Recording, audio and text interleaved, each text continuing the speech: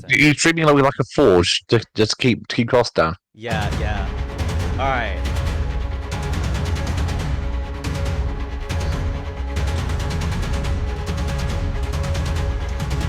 Hello, everybody, and welcome to it's the one, it's the only, it's the one with the cool-looking shield. It is the Byzantian Brews podcast, otherwise known as the Byzantian Brewscast.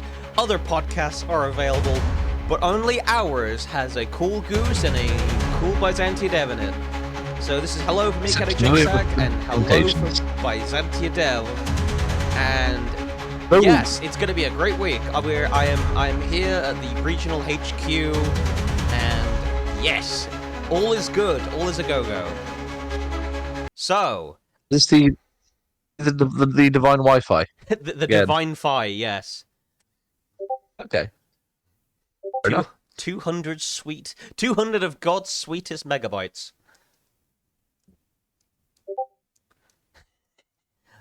Right. So, how's how the have you week been? Yeah, I've been very good. It was a short charity stint this morning. Nothing crazy. Nice. This is for a charity called Nice, as in the biscuit. Is it they nice do a or thing called like Because this has always been a topic of debate, biscuit-wise.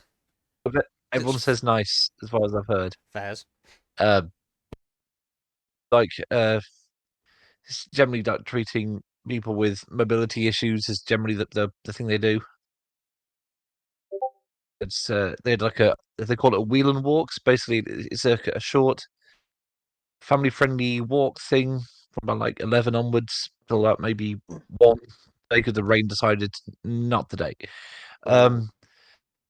It's quite nice because it's weird. You know the nice biscuits. Yeah. That's literally their mascot. So it's super light. It's all foam. So Oh, nice. Literally. it's quite. Anything is it's like sticks out like 6 feet wide. Mm. But it was. What I'm used to is easy shift, but they like having me around. So it's not very often. It's just a trip down Cannon Hill Park. Oh. That's cool. That's cool. I haven't been to Canada Park in a good while. I need to catch up with the geese there. Oh, there's plenty of them. Yeah, it turns out it's 2.6 miles from New Street Station to park because I thought I'd save money and not bother. That's a very doable walk. I didn't realize that. It wasn't short, but it doesn't seem long. So I Mm. thought, you know what, let's just save the money and walk back. Yeah. That was fun. Oh, what's I've been up to? Oh, read about Mongers on Thursday. That was fun. Nice. Well, was from a free thing you got at Geek, wasn't it? No, not Geek. Oh, No. yes. When's Forge? There we go. Yes. Oh, that's fun. Lots of talking on Thursday. That's fun. Yes, you were acquainted with my friend Michael. Yes, he knows a lot about the ancient Arabic world and stuff, and other things too. And he was Yeah. some reason we talked about a lot of things, not limited and including like experiments on mice with brain parasites. Yeah, that was a whole weird, interesting discussion that I was kind of occasionally dropping back into. I was like, what are you guys talking about? Saint Drogo, who's the patron saint of apparently coffee shop owners, ugliness, That is actually illness, incredible. lots of things. There was a long list of like 20. I think that's like incredible. Lots of it. There is in fact a patron saint of coffee shops. That is just I love no coffee shop owners, and it was Oh. really hotly debated as if it was true or not. Hmm. There was much Catholic confusion as to whether he actually was that. Amazing. Yeah, Saints law is very weird, as it turns out. I can yeah. But yes, you had a good chat. Hopefully, be back with us in future weeks. Oh yes. He might even make an appearance on the podcast. It is entirely possible. I might hook him up with some sort of communication-y thing and get Oh, him on very the nice. show. Or I could very well do a thing where I set up everything here, get like not more like a studio style mic that we can both talk into maybe, and then bam, three people, one That could be a fun podcast. idea. So that's been your week. Anything else that was cool this week for you? Uh, Not massive. It's been fairly uneventful this week for a Ah, change. I'm not going to complain. I've got a busy one next week anyway, that's so true. Yeah, fair enough. You got like fine. more charity stuff. Wow, I can't even say the word So stuff. yeah, I've got at least. Okay, let me think of this. Like maybe 4 or 5 potentially next week. Potentially, Uh, and a 2 or 3 next week, and then some week. Yes, I've got a lot coming up. yeah. So last week for me, I I got my internet sorted, kind of. I mean, it's going to be installed still, but it'll be installed on Tuesday, so I will have actual broadband at the actual Chateau de la Goose. So that's fun. I picked up some minis for the first time in ages, so that was cool. And I kit bashed my little miniature of Heather, my owlkin wizard. She looks kind of cool. I might have to glue her dress down to the bottom of the base as well. She's a Okay, little bit unstable, but somehow the kit bash went really well. I thought at first that the critical role miniature that I'd picked up was resin. Turns out it's just base coated plastic, so I was just able to plastic glue everything. that's good. There were some donor pieces from one of the four Valkyries, but that still leaves three Valkyries effectively. And I think I would have wound up paying Is a there lot anything more to print off a miniature from some like a proper custom miniature. So you know, 12 that quid for a did that like? customized miniature, not bad at all. All when you think about it. Plus three Different Valkyries. sprues of 4. That's really weird. Yeah, it was a sprue of four Valkyries that was like 6 quid or something. I did have the thing which says the miniature line, but I forgot to bring them with me. But it was something like not Silverstone, but something silver, something miniatures. Is it like Silversmith miniatures? Uh,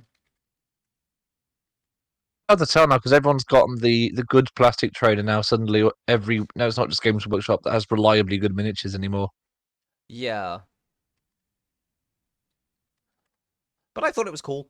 Um, and I got that done. I also bought some kitties from Bad You Squiddo did the Games. Rebel Cats. Yeah, I might paint up some cute little cats. That'll be a new challenge. So that'll be a lot of fun. And then yeah, I've just been a bit more Forza stuff, bit of churchy stuff as usual. What else have I been It up doesn't to? bother me. Oh, Have you of have you got course. your? Um, I was at the fucking Final Fantasy pre-release for Magic the Gathering. Yeah, duh, I knew it was something I was forgetting. Yes. So I might Will be have. making an appearance in the well again this the Dunstan City or we'll find out I guess. They might do. But yes, so the critical fumble might be me to be honest.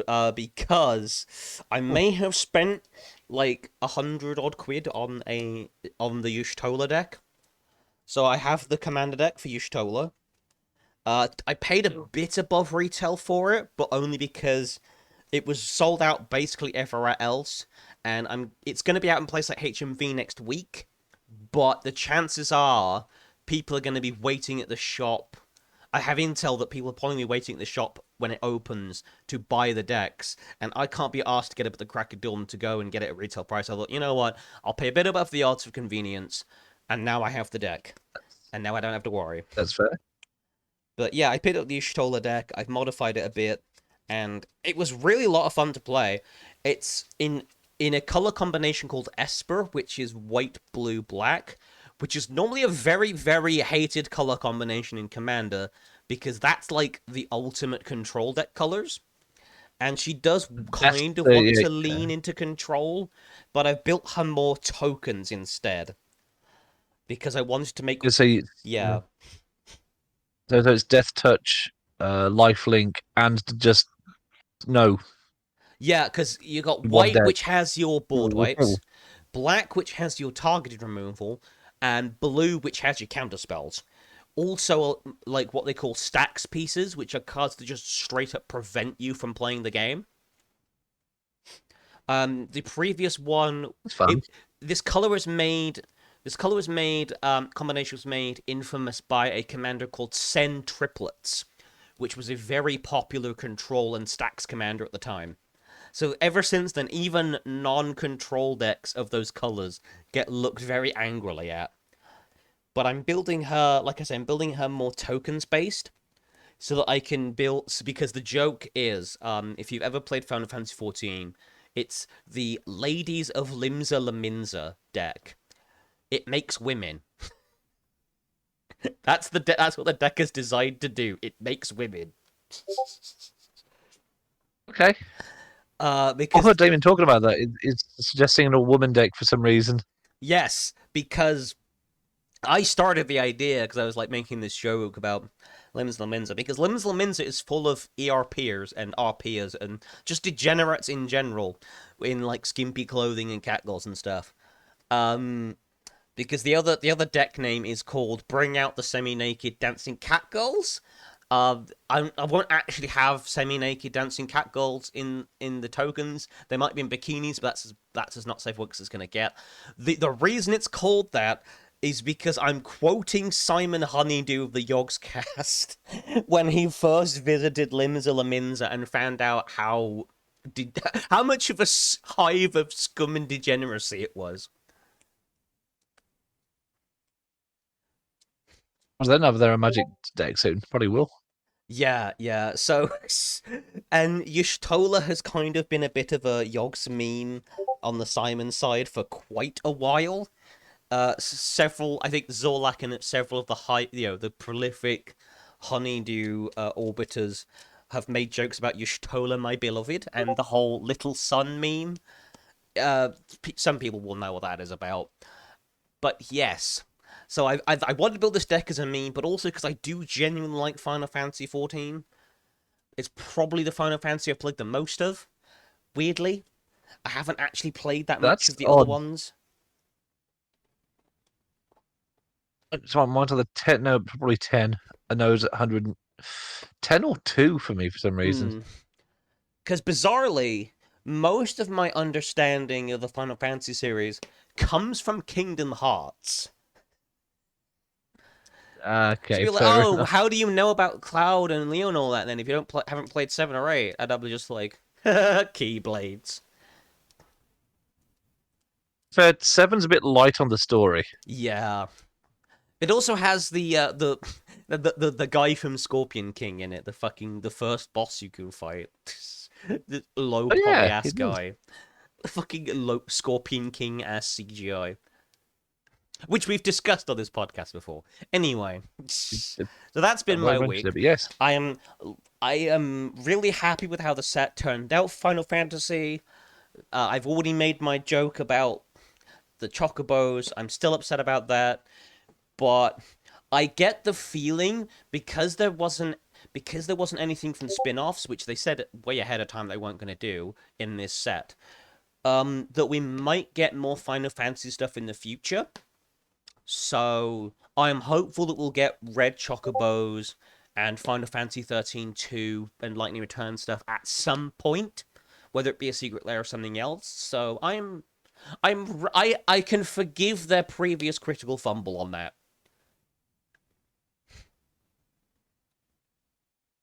Okay. A rare forgiveness of a critical fumble from Wizard of the Coast on this podcast. That Dear. Yeah, that being said, it's time for our tabletop book club. Yes, it is. Let's have a look. What is downloaded? Oh, here's a fun one. Nice and relevant. Been found. I'm trying to get an initial copy of Age of Crusades because Saracen Warband's sitting on, it's waiting to get assembled and painted. Hmm. It's really good. The game itself is pretty well explained, but I will say, if you like your Crusade era stuff, obviously it's good. But one thing that's really sold about it, I don't think, never seen it like another war game do this quite so hard. Hmm. Uh, all the faction overviews have a Q&A by the writer. Ooh. You like fake questions, but it's written like a Q&A, which is really cool because it's asking about, certain saga dice abilities and formations and what the faction's good at. So you don't really have any questions to what you're doing with them. That's cool. It's even got like a short table at the start with all the factions with like relative difficulty to how to play them. That is So you're not. extremely helpful as well. It's only a 1 to 3 star, so it's kind of vague, but they really show it. Yeah, this is pretty straightforward. Like let's go to the top. So stuff like the Byzantines, Crusaders, Moors, they're like difficulty 1. The only ones that are difficulty 3 are like the Spanish and the Mongols. That's sort of how the game was. Sort of like it started from like some like bolt action where the turn order is a little weird. Hmm. So rather than both sides go at once, it can be you get to activate so many units in a turn, and you sort of you roll to see what you basically you can spend dice to actually activate the unit. But you only get so many in a turn, Hmm. and obviously less units, less to get to activate. So it becomes like a resource heavy game. So it's quite, it can be quite a tense game or a really quick game, and I have seen games go really badly for some people playing it because what have we been playing? We've been playing like late Romans, I think. Ah. The Arthurian stuff, but they were playing an all cavalry army. Nice. Um, Apparently, it can go really, really well for them because cavalry charges are really good, or they could bounce off horribly and die. Boing. Yeah, so but I've seen that happen. So that's fun. So I really rate it. It's a game which doesn't use a massive amount of models by comparison, Hmm. and the factions are really well researched. Relatively speaking, I'm sure some of it's off, but it's really thorough. And all the Q&A bits are fantastic for saying, "Do you want to play this? Because this is generally how they play." So Yeah. you're getting a lot of that you need to know as a player. Um, Other than like these models are cool, get them. They are cool, but there's more to it than that. Hmm. That is awesome. I really want to play like that game. I just really do. I was To be thinking, fair, like I say, I'm thinking late Romans myself. uh, fair enough. That'd be a fun idea. I mean, we could always learn it as we go at the same time. So I've Hmm. got my warband ready to assemble. Actually, eventually gonna have to put it together. Yeah. So yeah, So what was it again? The thing? that's Age of Crusades. Ah, is that the one that Michael is talking about a lot? Because I know he just calls it just That's Saga. There was that and another one. It's his sagas, so it depends on the age. They have Age of Fantasy as well as another one. Oh, so They've also got there's different eras, right? Invasions, Age of Vikings, Oh. usually historical, apart Yeah. from Age of So Fantasy, which is I obviously. think that in terms of Saga, I mean, admittedly, he's also still learning. He has probably a bit more experience than us because he has played a few games. Michael could talk us through the basics of the Saga rules. If you could, there's also Saga Dice, which I do not have access to yet. Yeah. Don't fully get how they work. Just know that you Yeah. spend dice in the Saga system to use Yes. them. I don't know how that works. I think Michael does because I know he said he used Saga Dice abilities before in one match. Yeah. Anyway, that's cool. I like that. So We will maybe do a skirmish report on that at some point. So watch this space. I'd like that. So, Yeah. What have you found this week? yes, I've got Troika, which is very strange looking. The science Oh yeah, this fantasy is RPG that has, what was it, edible monkeys in it. yes. I had a brief look at it, and the first class I saw on page one was Monkey Monger, I love that which I'm now so reliably much. informed it was from apparently the French manger to eat. So the class means monkey eater, and I think if I remember Ah. rightly, it came with the starting equipment was a monkey club. It's specifically a monkey club, Mm-hmm. a butcher's knife, Yeah. a a bag of monkey snacks, and 1d6 edible monkeys. I love that so much. Yeah. There's other such highlights include Demon Stalker. You stake your Oh, ability to hunt and kill demonic creatures and those that break bread with them.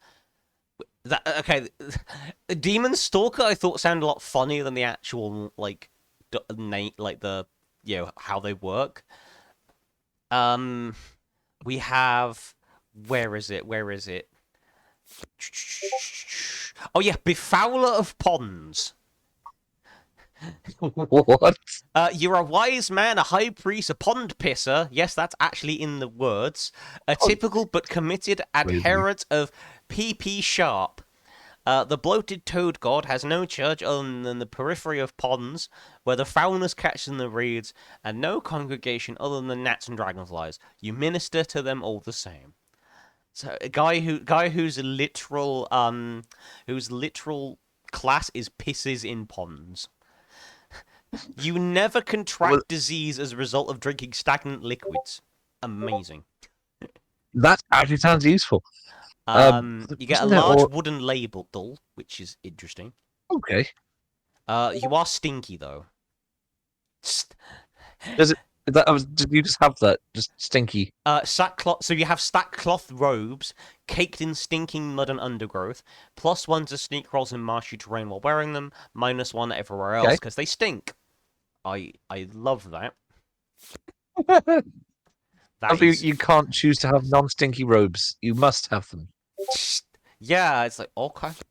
What else is there? There's oh You, yeah, mathemologists. The Fellowship of Nidos. They are well, math wizards? Question mark.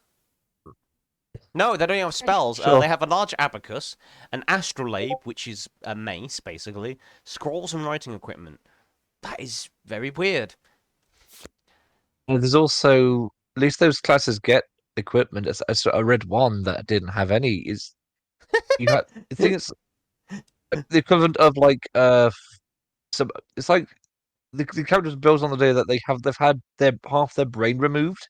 Oh yeah, the bot. And Yeah, they have they start up with literally no equipment, and it's assumed that they're butt naked. yes. That's a playable class. And another one is great. Poorly made dwarf. This is almost as good as the unhorsed dwarf from the fucking Or 3E book that I have. can you play a poorly made unhorsed dwarf?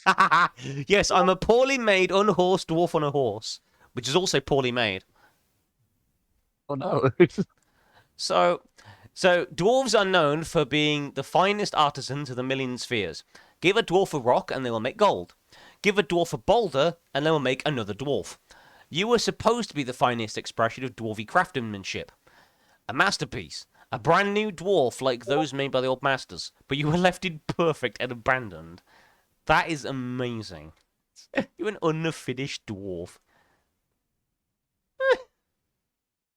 Well, what a you know dream team of a dude with no brain, someone who stalks demons. Doesn't apply killing them, just stalking them. So sort of lingering their presence, I guess.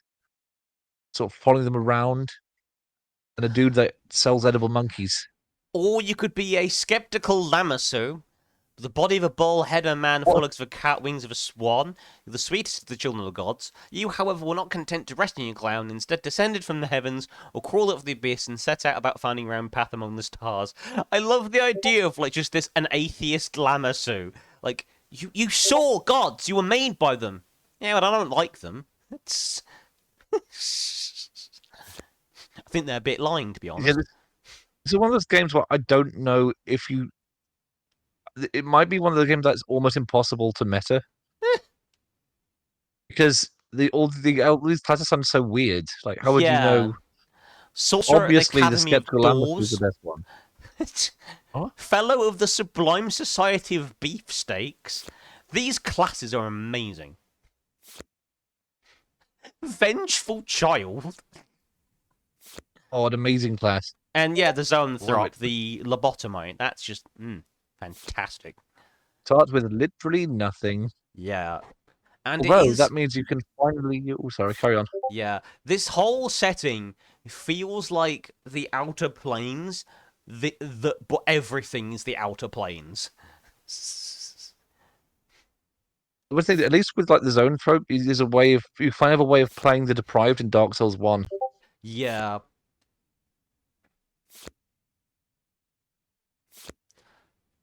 A lot of the concepts are really simple, which is nice. So everything is really, really simple. I think it's a D6 system as well, which is very nice.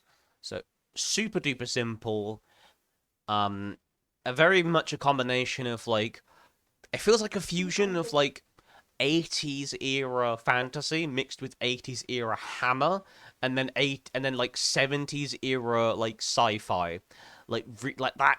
But like this game is very much deep, deep in the uncanny valley, and I love it. Now I'm thinking on it, all the classes sound like um. It's a very old Vine Source stream now. Played a game called Illuminaski, I think it was called. Hmm. Was it was a roguelike action shooter game. The art style was all like ASCII letters. Hmm. The classes were like it was randomly generated, so it would be like motorcycle priest or just things like that. Yeah. Whatever a motorcycle priest Yeah, is. because like in terms of So yeah, enemies, we've got basic stuff like your dragons and cyclopses, and then you've just got whatever you got harpies, you got gremlins, feathered folk, and then you've just got knights of the road, aka vagabonds, which is oh funny. yeah. Or literally the name is loathsome worm that will consume the sun. You find multiple worlds, loathsome worms that consume the sun. Yeah. Owls are literally an enemy. That's hilarious. You've got something very much image included out that feels out of a Junji Ito book, The Parchment Witch. That, Oh yeah. that I guess are like turning people into paper or something. I don't know what this image is trying to represent, but looks very weird. And then you've just got night pigs. I I'm guess surprised they're that like day pigs witches in exist. pig skin or something. Uh, these witches rub against the exteriors of houses and snuffle at their hedges, thereby ensorceling those households' wealth to themselves. As the night goes on, night pigs grow increasingly fat, limited only by their greed. When they return home and remove their pig capes, all the treasure they have stolen tumbles out. For this reason, it's wise to demand answers from any pig you see out at night. Its intentions will never be good. What a fucking sentence. What are you doing? Excuse me, Mr. Pig, are you holding that salmon suspiciously? Does that imply that day pigs exist? Assumedly.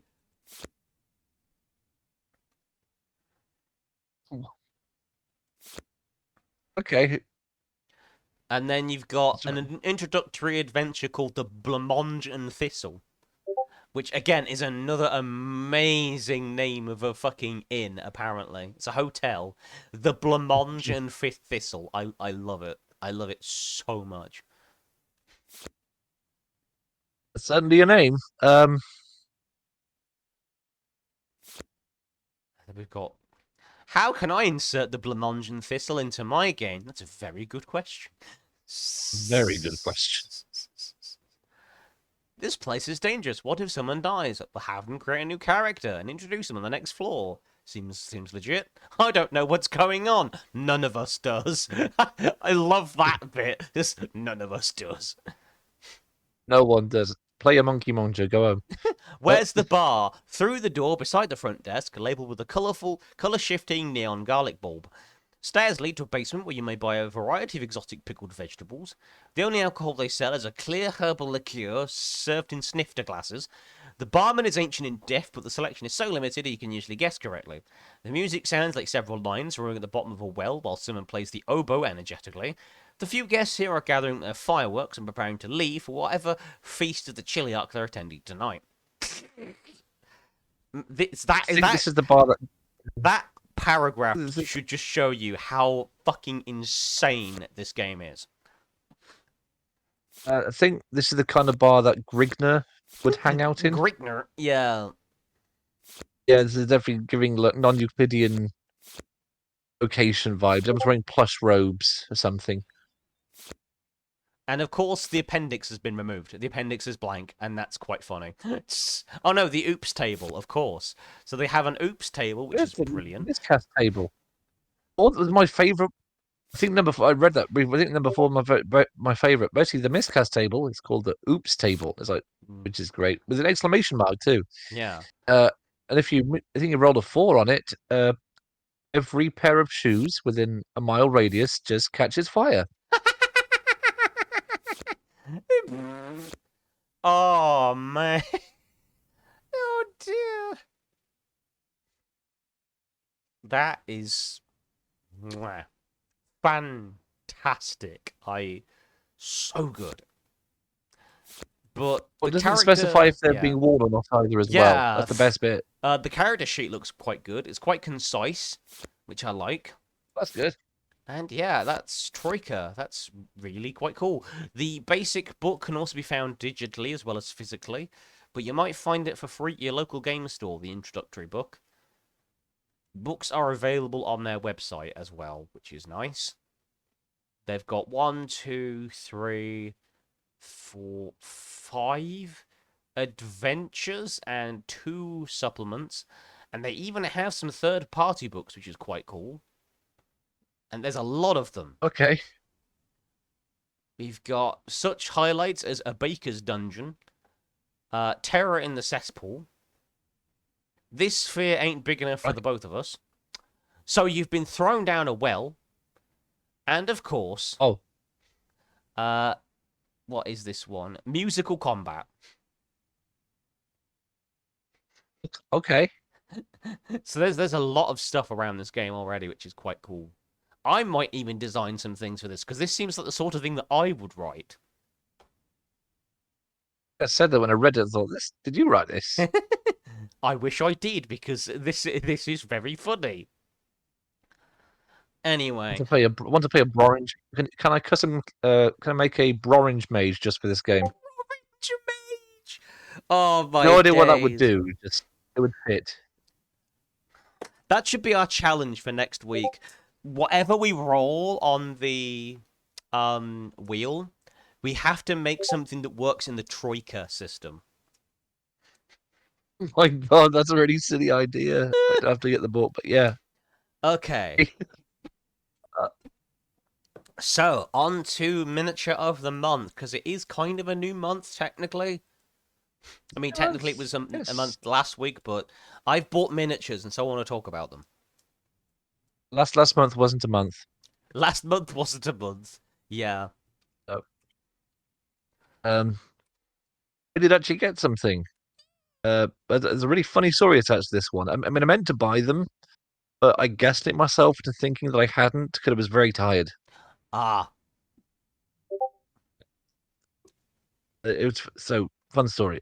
So I'd had a few drinks, all red, and I was somewhat tipsy at the time. I was going to buy them anyway. Uh-huh. I did. Then I dreamt that I bought them. I hadn't bought them. Uh-huh. Found out I bought them. Okay. I gaslit myself for something I'd already done. That was an experience. To make it even better as well, like when everyone's like, I was at the time I was been watching the odds like recorded stuff from like Woodstock '99 because of a documentary on how much of a shit show organizing it was. Mm-hmm. Came off the back of watching the 1999 era Limp Bizkit set, Oh which was wow. really fun. That's like peak Limp Bizkit. It was very fun.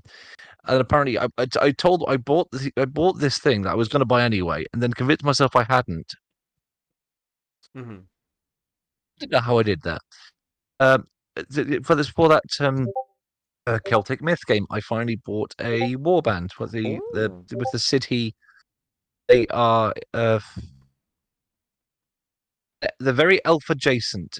So they are the invasion cycle. They're like the relatives of or distant cousins of like the god. So the living gods were like a war. They were just a thing. They were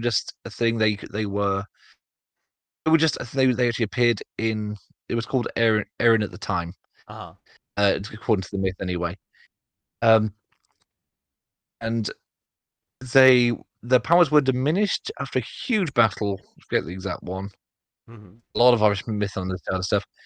And they left some of them moved on to a realm, I think, and the others they became the city, sort of like Fey people.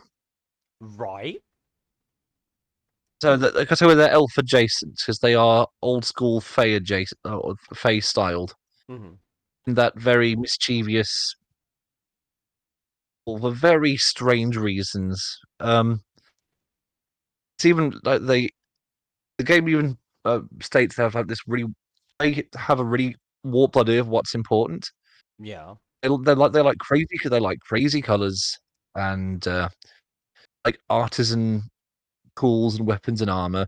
They're all about beauty and art, music, and they're just a little bit odd. Hmm. Also, they happen to be stuck. So of all the five peoples there, they are stuck in the middle of everyone else and have a really annoying habit of wanting to mess with it with other people, just as mostly harmless pranks. And then they end up getting attacked by well, most people, probably because they keep, they keep picking fights with people. Yeah. Strange reasons. Again, that's very Fey, but I quite like them. So I finally brought my warband to sort of drop the image in. There we are. Nice. I'll pay like 27 quid for 10, but I need to get the one of these anyway. Hmm. Yeah, I what have you so let me just go to the Valkyries, but chat. what else? So I want to talk about the Bad Squiddo game stuff because I now have some Bad Squiddo Oh game yes. stuff. The kitties just look absolutely adorable. I'm gonna pull up a picture of the painted one. Oh, the C-Day warband, nice. So where are they? Yeah, here. Catos. Copy image. Look at like these guys are just really just adorable. I'm gonna use them as familiars for because I have a flock of familiars, but also just cats in general are quite useful in D&D and other settings because they can be a annoying. They can be anything from an annoying enemy to a spying thing to a MacGuffin for a very very minor quest. Even down to the idea of just like, oh, go find someone's lost cat. And so you have to remember what the lost cat looks like if I have like 8 different cats in an area. I'm like, oh, which one's the correct cat? Don't take the wrong cat with you. All standing perfectly in a line. Yeah, They will yeah. leave if you guess wrong. It's like an ID parade. One of them always lies, one of them tells the truth, but none of them can speak. Another one I'm looking at. So they got merchant kitties. They weren't in Wayland's when I picked up the cats, but I might had they have been there, I might have picked up this set as well. Because do you remember my old mastermind rogue Maaki? Yeah. Kajitas, Oh, look, that's Kajitas perfect. swears if you has coin. Thing if you get all of them, well, they're just missing one member of a quartet, and I quite like that. Yeah, yeah. So That's quite funny. Gatos. I like 12 quid for 3 decent miniatures as well. Like, you can do them in different ways and do stuff. I just think it's really cool. They've got that weird umbrella-looking kaiju as well. Not kaiju, what do they call it? What's the other one? Fucking yokai. That's the one. Yokai. Oh yes, I know You what you're don't on tend about. to see miniatures of yokai that often. And You also, can't don't. yeah, yeah. Well, I found something funny as well. So they do some Gasland stuff. You know, the Mad Max Oh yes, I know car Gaslands. uh, RPG, and they've got bunny heavy support, which is 2 bunnies in a tank. They've got pig heavy support, which is guinea pigs in a different type of tank. Pig fast attack,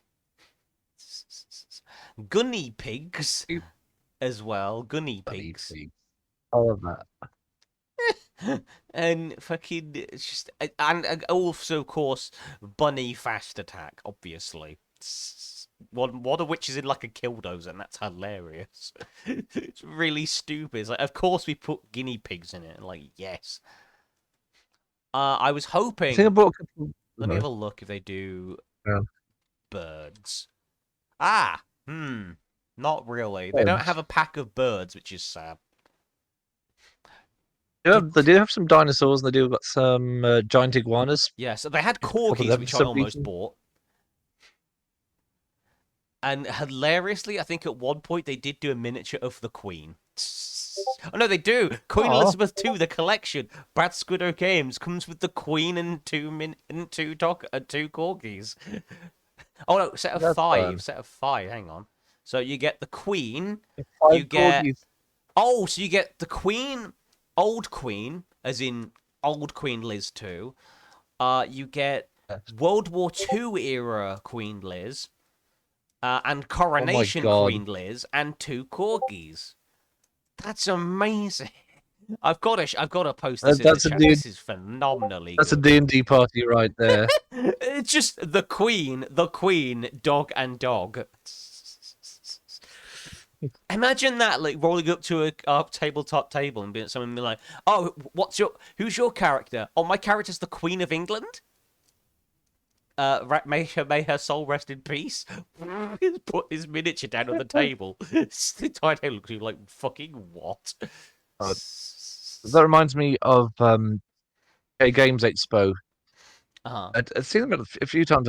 There's a stall. They have miniatures of just I'll say legally distinct characters that you definitely don't recognize.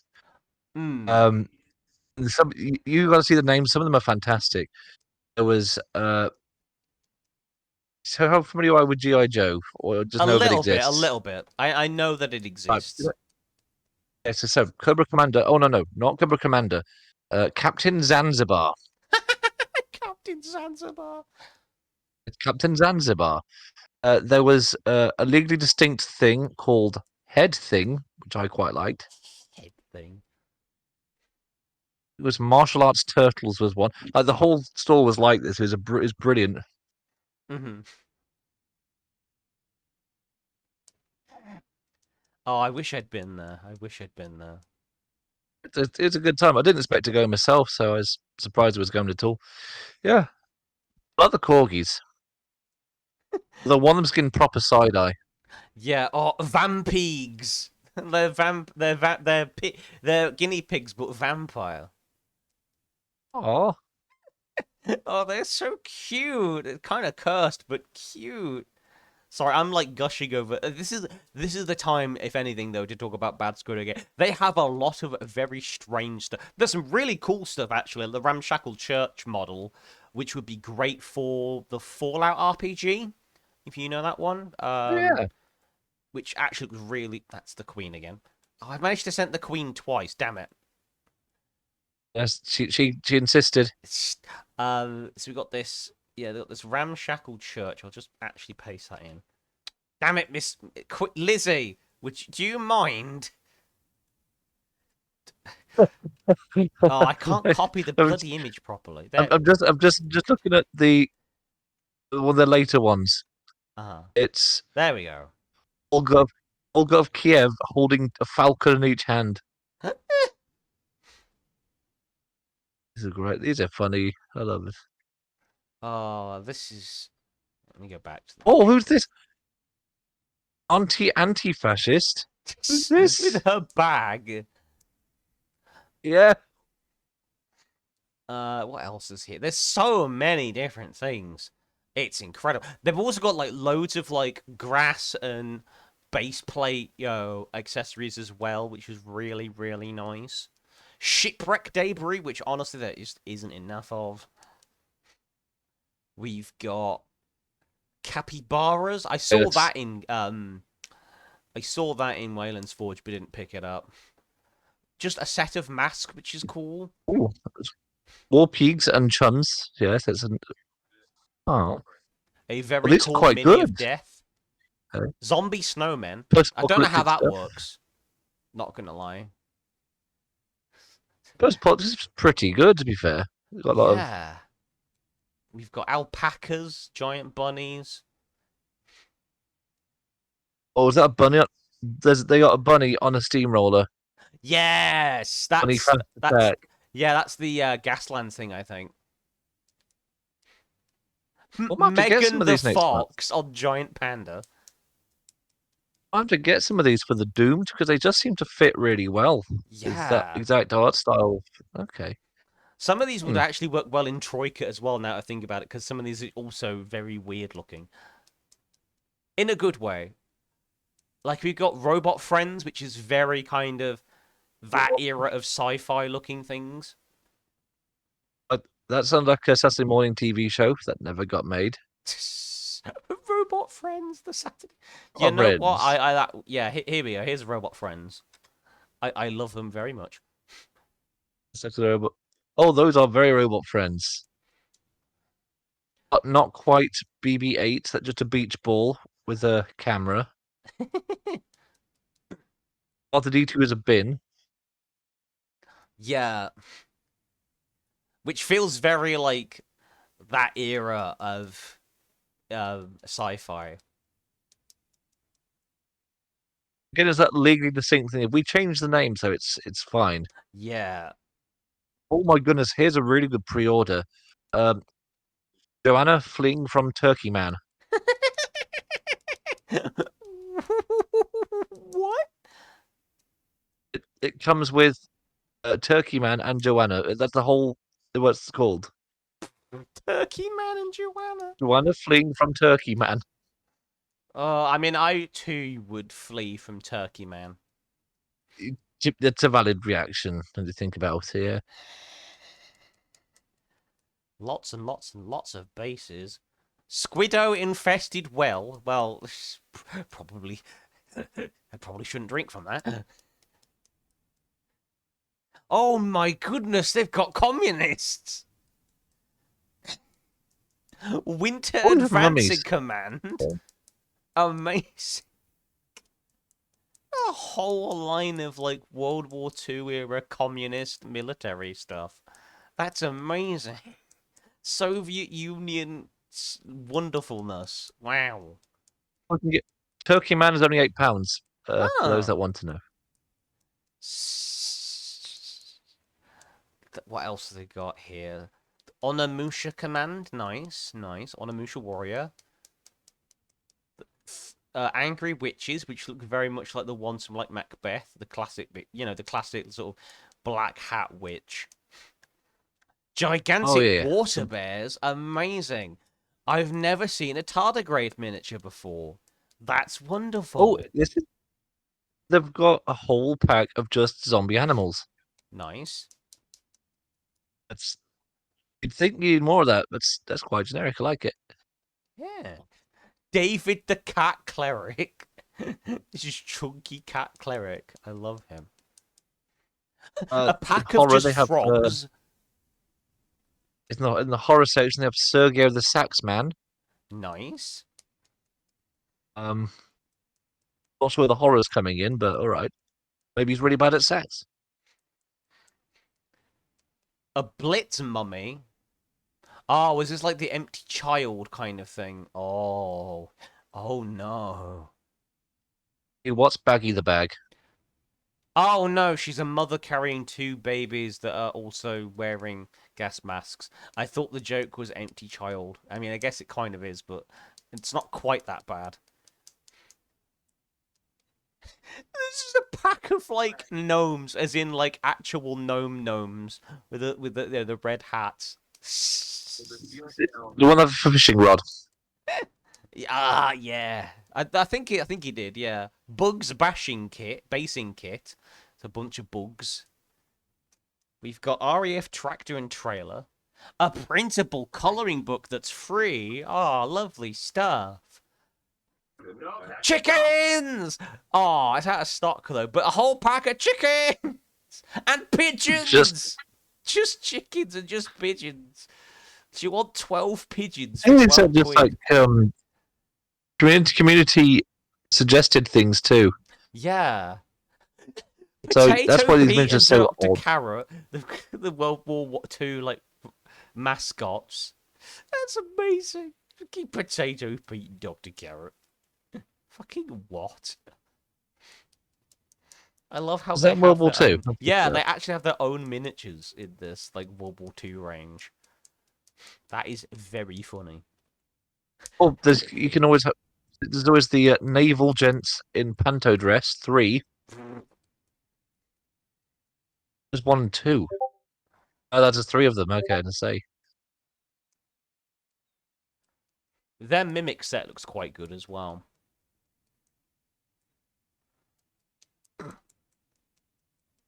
Oh, they have accordion player. Like Oh, accordion player. accordion!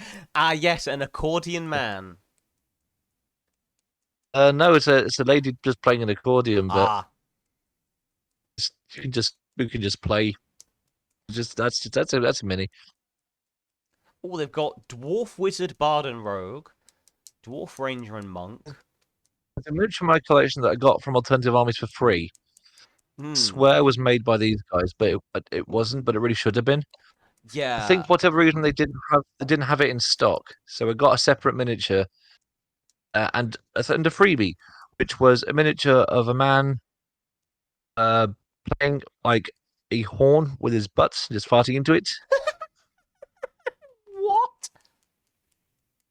Yeah, I'll have to bring him in. He's just a dude blowing a horn with his by farting into it.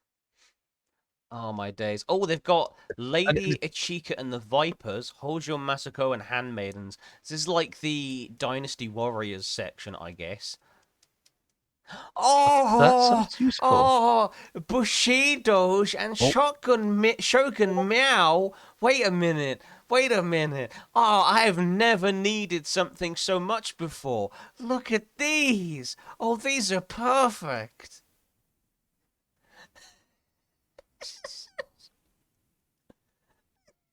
Christmas heads. That seems actually useful. Oh God, I don't like Doctor Carrot. He's a little Yeah, uncanny. he looks a bit uncanny.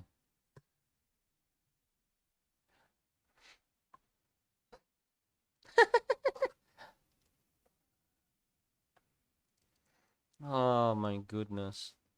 But yeah, there's loads of really good stuff, both for fantasy and sci-fi, which is quite incredible. Because usually when you find like a miniatures company, they can usually do either one or the other. Even if they do it, if they do both, one's usually not that good.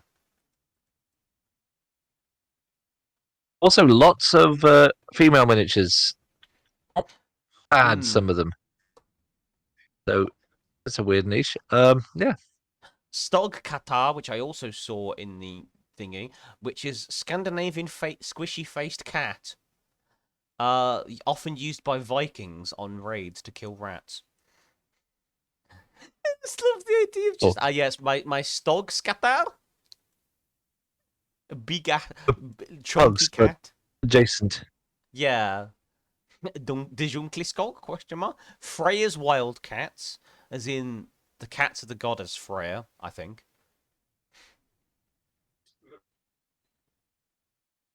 There's a lot of Viking stuff as well, which is Ooh, very nice. And of course, that's out of stock. That makes far too much sense. Yeah. All right. Standard Very cavalry. werewolf. Um, Fleshman, Dracula. Actually, that's a really good-looking Dracula. Actually, Really solid. Yeah, I've seen that. I've seen that guy.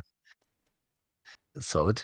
there's bunnies as well as catos, bunnies, if you will. More Soviet Union stuff. Man, I am in awe of all of this stuff. I Orc like that we warrior. have silly, Great. What a name. we have silly pigs and piglets. Yeah. If you Okay, want I've reached non-silly, the they're end. out. I've reached the end of that section.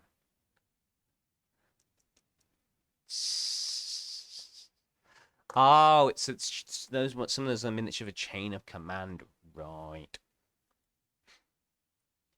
Interesting. Oh, that's one with Skog Skatar, right? That was Yeah. a really weird breed of dog. Odd breed of dog indeed. It's a cat. It's a very odd breed of dog. Set of So rats. Ted, Savage Hound, Huh. like you got for some Pigeon reason. baskets. Oh, that's a lovely one. Baskets full of Just the pigeons. baskets. Well, they've got pigeons in them. You can clearly see the pigeons. Well, that's fantastic. No, but the pack pony. Pegasi, guinea pigs that have wings. Spotted them. Yeah, they're quite funny. There. I don't know what a Mjolnir is. I'm guessing it's some Nordic myth thing. It sounds it. Harry the Great Ape. His name's Harry. He's a big monkey fella. I'll have to keep an eye on Big this monkey because fella's a this, big rock. yeah, this is amazing. I will We'll have to get favorite some this of these because for yeah. the Doomed or something, because Mm, that came across some old miniatures. yeah. So, on to our next Yes, section, our critical fumble. yes. I've got one. I got a finger to point at someone, whoever is in charge. The it's West Midlands Railway Service Oh, because I don't know what it is. I don't know what it is with the last. It's a year too long to say, but that the quality like of the west of the railway service has just like gone to hell lately. mhm. Uh, the number of times I've had a train just cancel or delay without no warning happened a lot more like since last year. Hmm. It was really bad last Thursday. Um, so I get to the train station, plenty of time.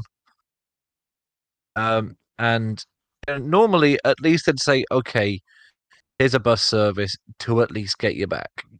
Uh, Yeah. they turned around and said, actually, no, there is no longer a bus service going. And I find out about 10 to 11. Oh, yeesh.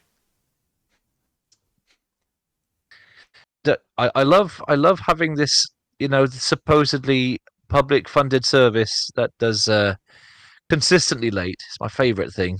Yeah. Yeah.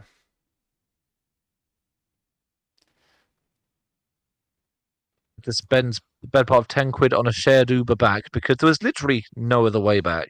Hmm. No buses at that hour in the day. It was really annoying. That is rough. It's the kind of thing where it really makes me wonder why I bother paying for train tickets. Yeah. Does make you wonder. What a rough thing. I'm sorry to hear that. It's not your fault, unless it was your. No, I'm joking. Just We apologize for I the began. delay. This is due to a goose on the tracks. It was the. I hated it's the pregnant pause I don't like. You have like the little jingle will go and it'll say the train service going to X.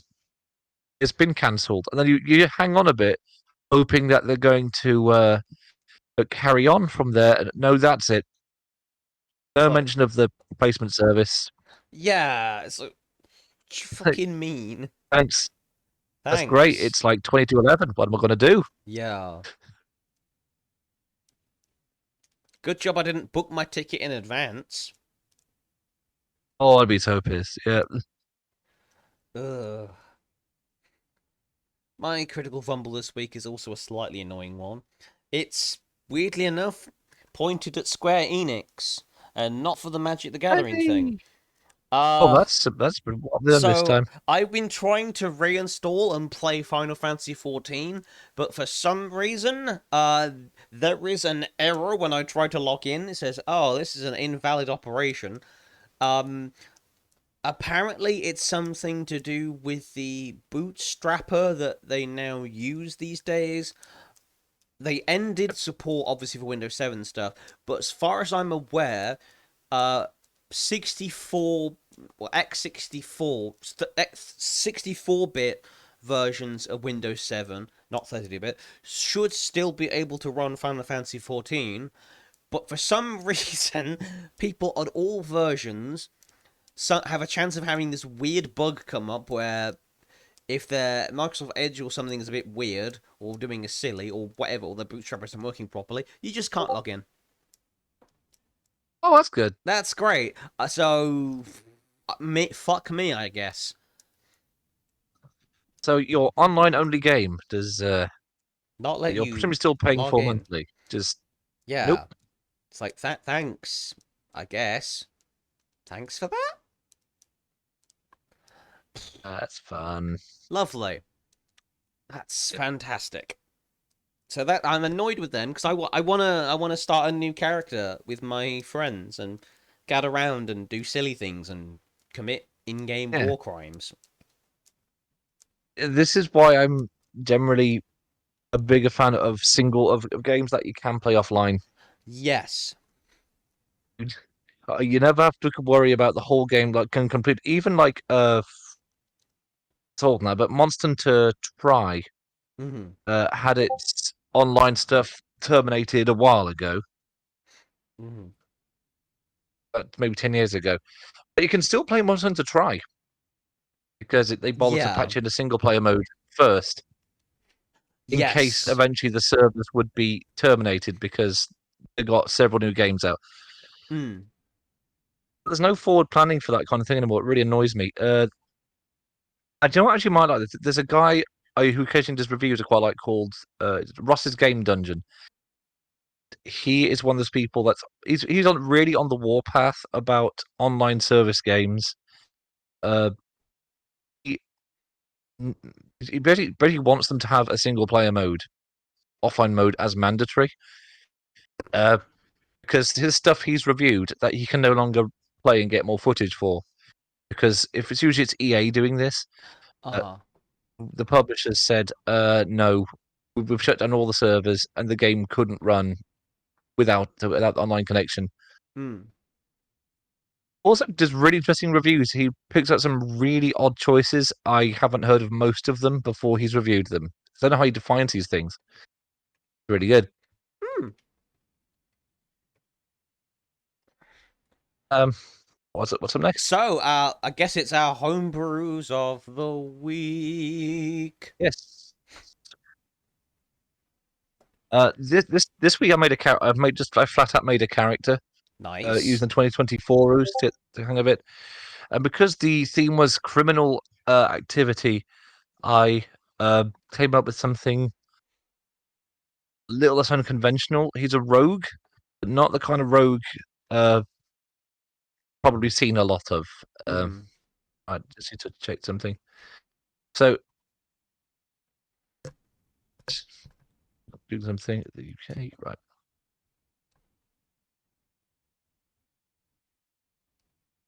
So, the name is Bryce Harrison. So, pretty normal. He's kind of a regular looking guy. He has a terrifyingly long list of offences. Uh, really kind of boring background. He came in like born in a fairly rural village. You know, one or two like nice foodstuffs that they would sell, like really good lamb or something. Anyway, he has a long list because he's either really unlucky or just really good at breaking obscure rural laws. Like as an adventurer, he'd go to a new town, not know the laws, and it would be like on a Wednesday, he would be like, I don't know, wearing the wrong type of hat and suddenly ends up doing months in jail. Right. Then he stuff that happens all the time. He's handled salmon suspiciously several times. Nice. At one point, he was arrested for gambling in a library because he was, like when sometimes a really trusting stranger will be like, "Can you just like watch my child while I grab this one thing?" Uh-huh. Yeah, well, that happened, and the child just wanted to gamble. As you do. What turned out was gambling, but the child would have got away with it. He spent months in jail for it. So as a rogue, he's in this really weird position where he has this long list of crimes that all town guards tend to think he's just shady and dangerous by default. Mm-hmm. But criminals don't want to associate with him because he's not really a criminal. He's not broken any proper laws. You haven't broken a real law, so you can't be let into the He's not a Thieves real rogue. Guild. He hasn't broken the right laws.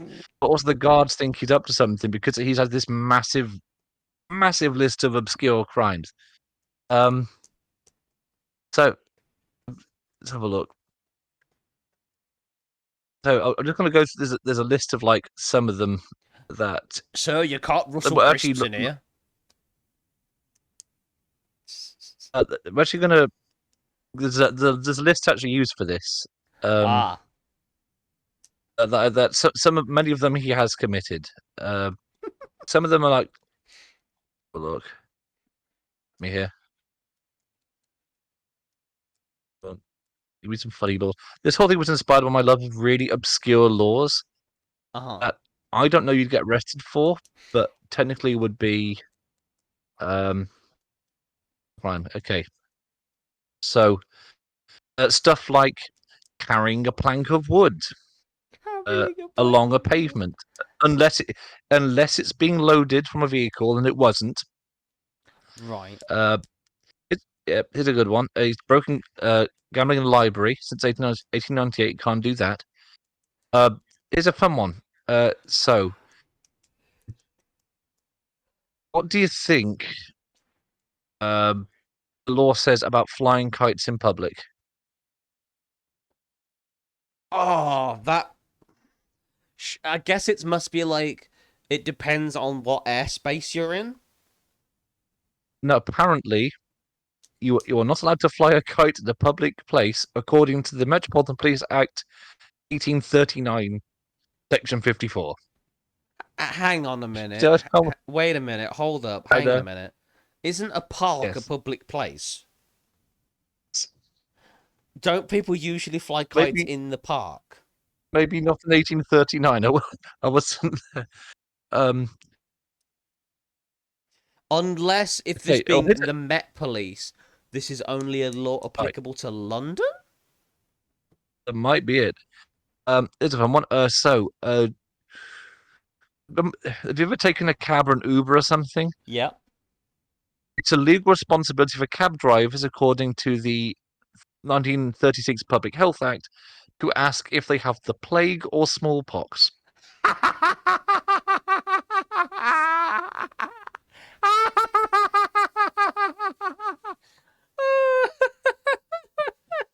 Okay. Yep. Also, you can't. So apparently, according to the Felony Act 1848, if it was thought that if you put stamps upside down of the Queen, or the King, I guess at that time, it might be seen as felony. I think I've heard of that one before because it's something to do with like treason laws or something. Yes. It is a one that again, like the kite law, really does make sense. It is actually illegal to be found drunk in the pub. It's a Section 12 of the 1872 Licensing Act. Hmm. Okay, so that's another good one. Okay, under I don't know which year, but Scots law, you can't have illegal mannequin. If you can't have boys under the age of 10 seeing naked mannequins. Mm-hmm. That one's enforced. Here's one that my character definitely broke. Uh, you might be accused of it. Who's walking near them? It's illegal to walk cows down the street in daylight, as stated by the Metropolitan Streets Act, 1867, Section 7. Thanks, Met Police. You what? Don't walk cows down the street in pub. Yeah, another one. It's illegal to beat or shake your carpet or rug in the street in London, according to the Met Police Act, 1839, Section 6. Okay. There's loads of people doing this. So Wow. imagine just loads of people This beating is their carpets. very dumb. Oh my My goodness character, gracious. Bryce, has committed many of these crimes and just not known it. He's a serial felon, but he never understands why. Uh-huh. The only reason he's an adventurer is so he can get away from various charges against him. He doesn't know he's committed half the time. Hmm. Let's have a look. So for actual expertise, again, persuasion. Because he spent so much time trying to talk his way out of, no, I haven't actually broken this law. Honest. Yeah. I imagine it doesn't really work because that's much funnier. Hmm. So that's what I got for this week. So the theme was So, criminal criminal. activity, What you yes. got? So, this might be my most ambitious thing I've ever done. I've actually Ooh, made an adventure. okay. So, this is The Gilded Gear, a small adventure designed for level 1 adventurers. It's a heist. Ooh, actual heist. Yes, medium difficulty. So, synopsis. The local artificers' fair has arrived in town, and with it a myriad of marvels and inventions. One such trinket is the Gilded Gear, an ornate gear made of pure gold and ornately decorated. It's largely a display item, a tourist attraction, really. It's not for sale, however, despite the fact that many have tried to purchase it. One such person has offered the party a large portion of gold for the item, around 100 gold per person, in fact. I've left this intentionally open so that it could fit in any world, in theory. Okay. So the objective is simple. Get the item, deliver it. But of course, several roadblocks stand in the way. For starters, because it's a fair, it only closes between the hours of 3 and 7 in the morning, so not a particularly wide window.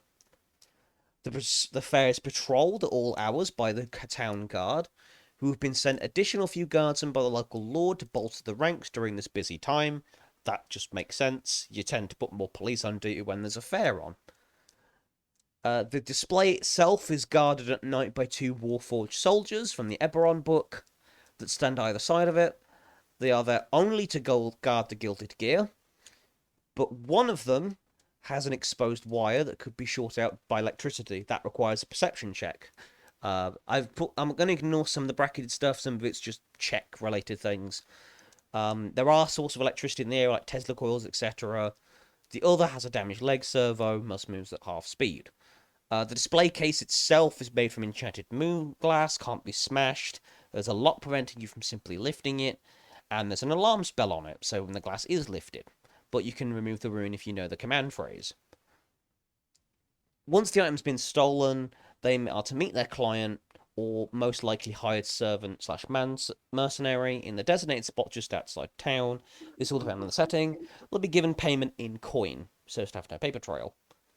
And I've done a little bit on the fair itself. So the fair is shaped like a giant gear, with walkways in all cardinal directions, where the area for the Gilded Gear resides. So the Gilded Gear is in the direct middle of this fair. Okay. There are guards posted at all exits.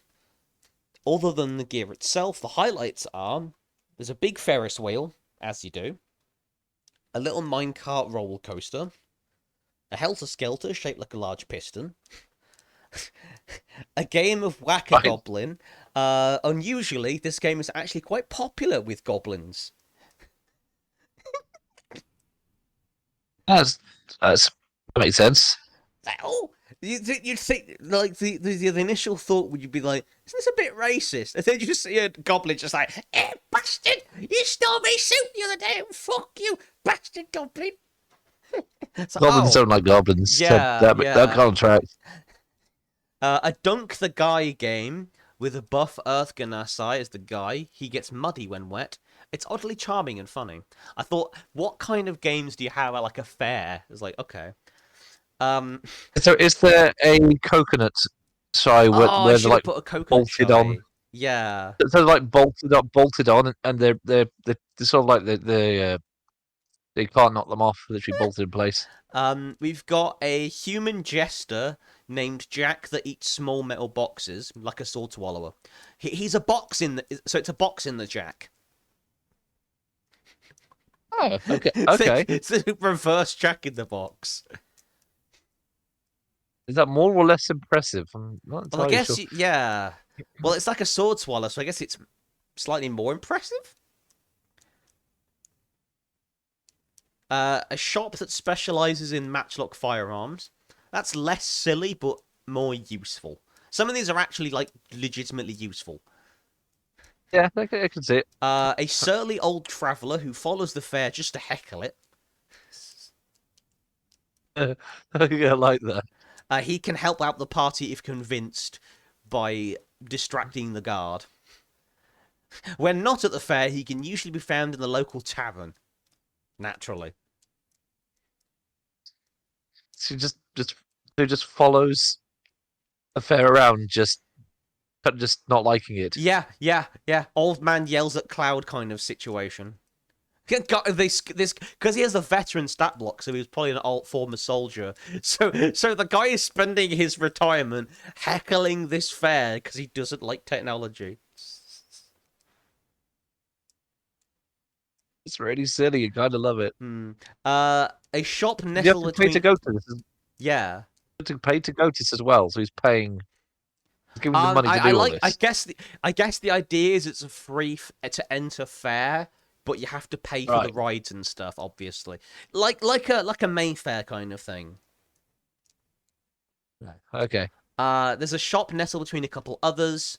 Obviously, it requires a high perception or investigation check if you're looking for it.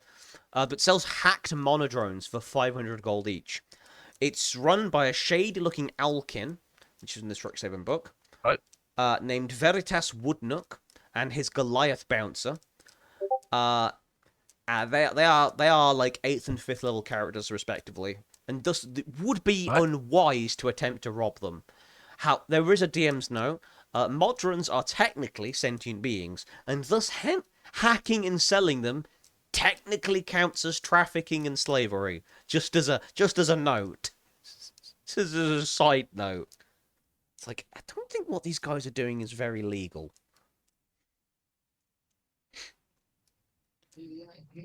Okay. We've got a jewelry store with a mechanical motif. Most of the items are tchotchkes, but a few... I had to look up the word tchotchkes, by the way. A few of the items do seem to be made of real precious metals and gems, valued at roughly 50 gold pieces per item, which is a DC 13 investigation check, plus 1 for each additional item is about 5 worthwhile items. So it's just like a side thing that you could steal from, basically, as part of the heist. I decided to add a couple. Okay. That was at the point of, like... rounding out the fair as well, of not only like making the fair feel more immersive and alive, but giving you more pointers on other shops and things that the party could, rob from as part of the heist. Because I mean, if you're going to go in and steal shit and heist a place, you might as well grab a few other things while you're at it. You're already stealing. You're already gonna get arrested for grand larceny. Sounds like, do you play any of the Thief games? I played the one on Xbox One, which wasn't very good, but I've heard But the other yeah, ones were good. it seems like they're just the extra objectives in those games. Yeah. So we've got a shawarma stand that is fully autonomous. Oh, A troop of tiefling acrobats that take a route round the fair's outer circle, riding unicycles. So 4 riding and 4 balancing on top of the hands of the other while doing a handstand. okay. The ringmaster of the fair is an auto gnome called Cogsley. A stand that sells holy water for Mechanus. It's just carbonated Right. water. It's literally just carbonated water. Isn't there like a bathwater joke for a second there? No, no, no. A ring toss game with light hollow metal gears instead of normal rings. It's not designed to be impossible, but it isn't easy. You basically, with this, you do a Okay. dex-based improvised weapon attack roll. The AC of the target 17 of the main Okay. targets. Prizes include stuffed plush warforged of varying sizes, steel defender tooth necklaces, and the top prizes, which are the 21 AC targets, a cuddly toy goose that functions like a Strixhaven mascot from the book of the same name, which is a magic item. When asked, the Okay. store owner doesn't actually remember where he got it from, but he does know it's a magic item. It is a stuffed toy that feels warm when it hugs you. You can have it hug you, and it won't let go for like an hour. So it's a wondrous item that's common. So I was like, I wanted to add some like not necessarily useless, but magic items that don't necessarily make the party stronger, but still feel like you're getting prizes and rewards. And again, in theory, It's you like a could great also cursed just item. steal these items. So the other prize is a hat of wizardry from Xanathar's Guide. The name of the label says for Filbert, which is a reference to Filbert, the Wizard of the Arcade Tower, which I've put in many of my games. Okay. We've got an ever bright lantern, which is something from Eberron. Again, this is a magic item that's kind of useful because it's a lantern you don't have to light. It's not power. It That's doesn't useful. make you stronger, but it removes some annoyance. Like it's convenient. It's a convenience item. It's useful. A stuffed Kenku hand puppet, which is a talking doll from Xanathar's Guide, and a wand of lightning lure, which is the first homebrew that I did for this homebrew.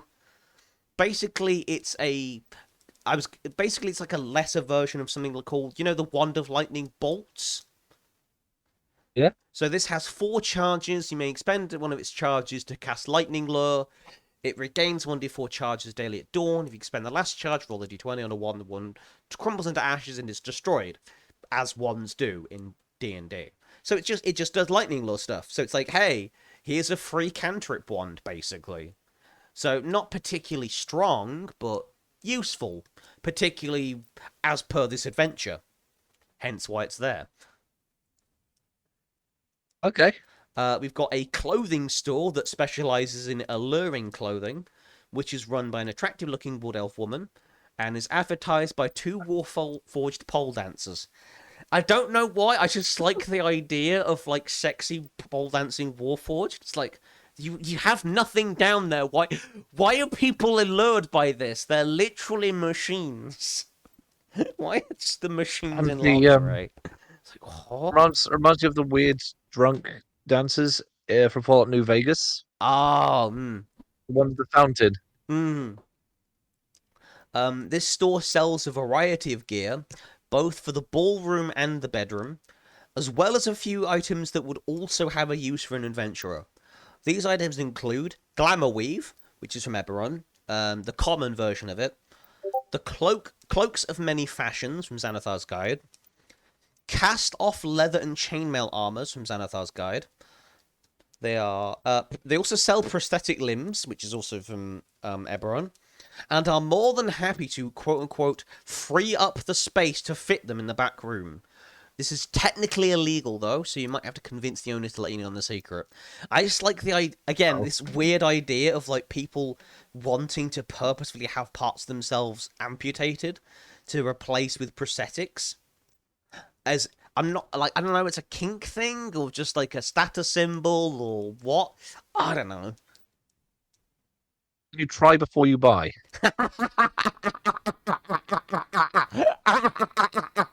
I guess, yeah. I don't know if you could put your arm back on, though, afterwards. I don't like it. Can I have my arm back? Uh, um. If they have regeneration, technically they can. It's only looks good. Yeah. Maybe they have, like, a wand of regeneration or, like, a machine of regeneration or something. Just in case. We have a slightly out-of-place wood elf druid who seems to be unusually small for her kind, seen to be frequently Oh, using her wand of birdsong. Of okay. course, there's more to this. It seems to be defective. This wand has infinite charges, but it can only make goose honk sounds. Yes, there's a wand that can make goose honk sounds. I found that I was looking at all the common magic items on, I think it's like Right. D&D Beyond, and I found a song. I found a wand of bird song, and I was like, wait a minute, that's cool. Wait, it can make goose noises. I now need this in. I now need this. I now need to find one of these in Harakir. But this character's name is Mylena. She's an 8th level Moon Circle Druid, and may be convinced to help you, but will not attack anything if you gift her a certain present. So if you manage to Right. win the ring toss and get the plush goose, you might convince her with that. Is the idea? That's the hint.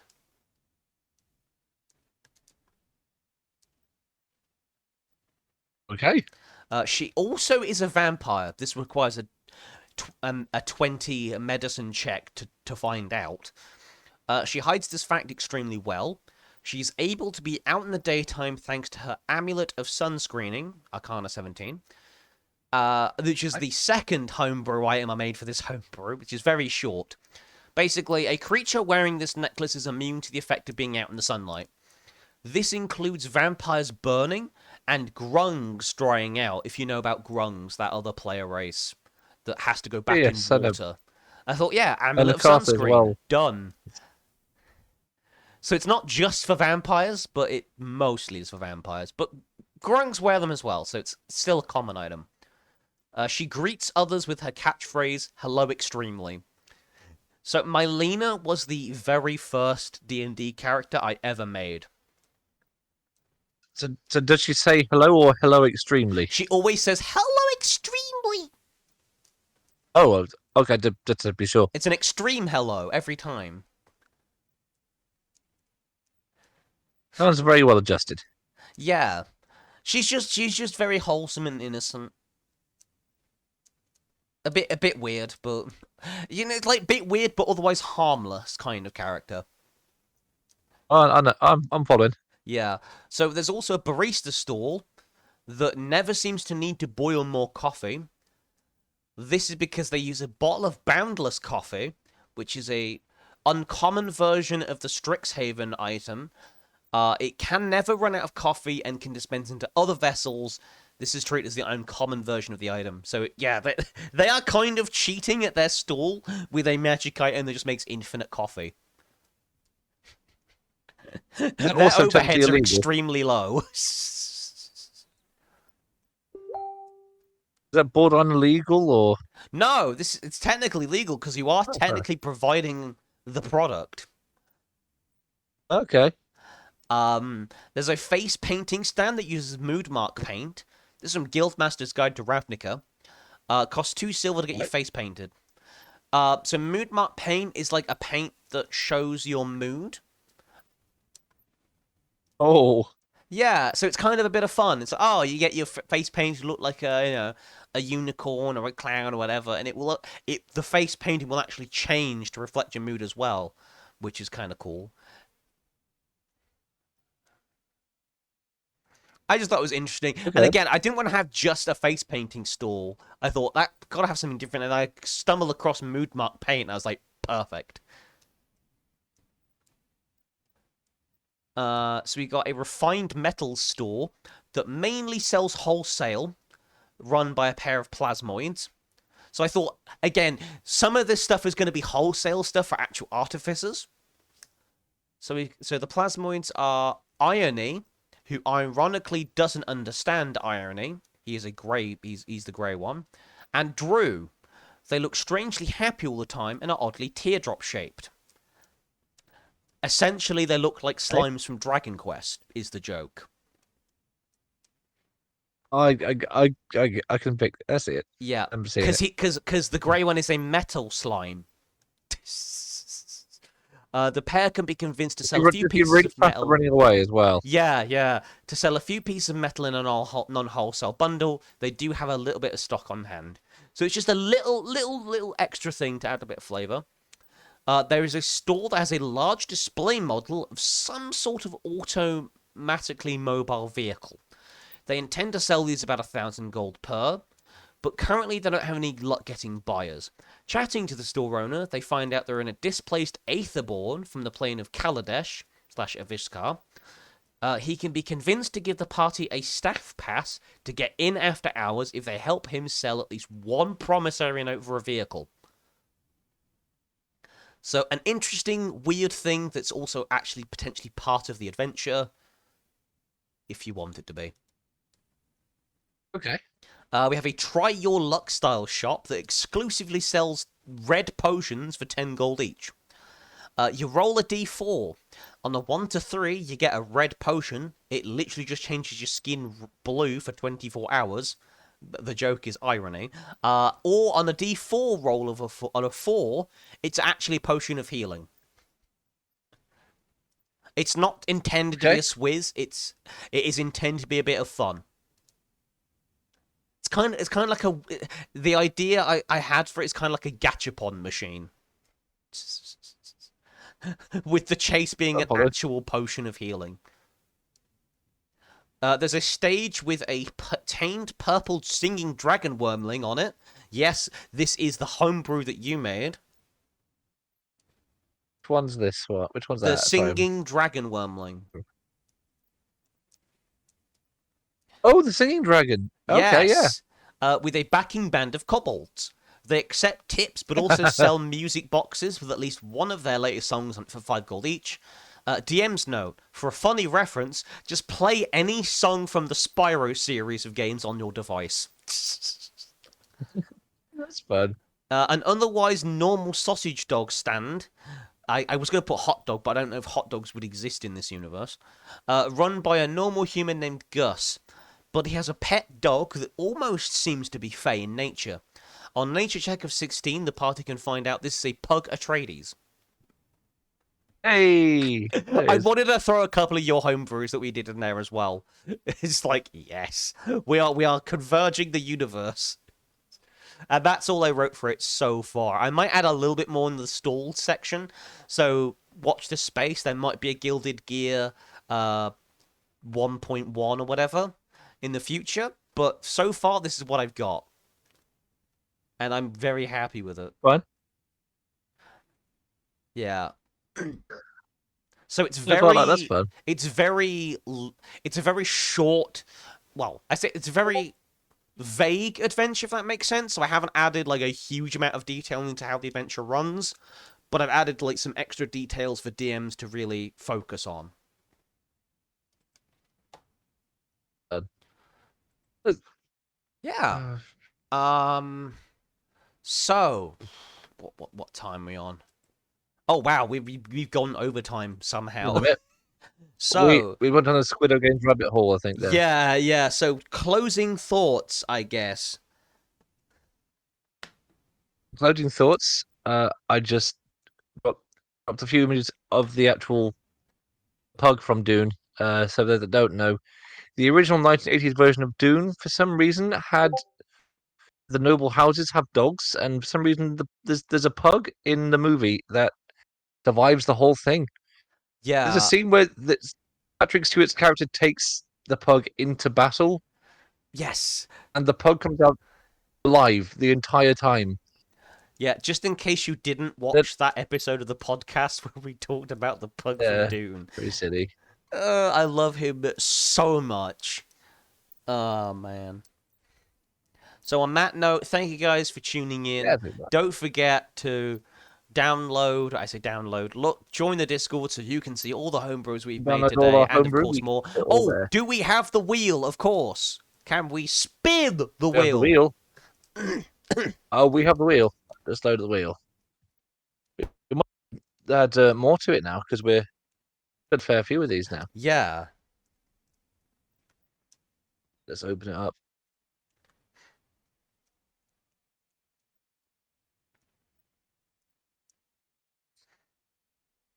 Come on.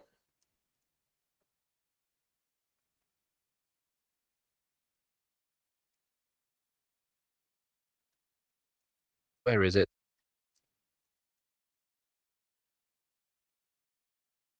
God's sake. I've lost my wheel, Gromit. Just rolls his eyes. Yes, it's gone taken a walk. I will find it shortly enough. Okay. You know what? Fine. Okay. Let me just retype it in. I don't know what it looked like. Right.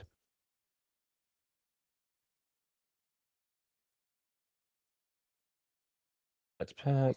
We'll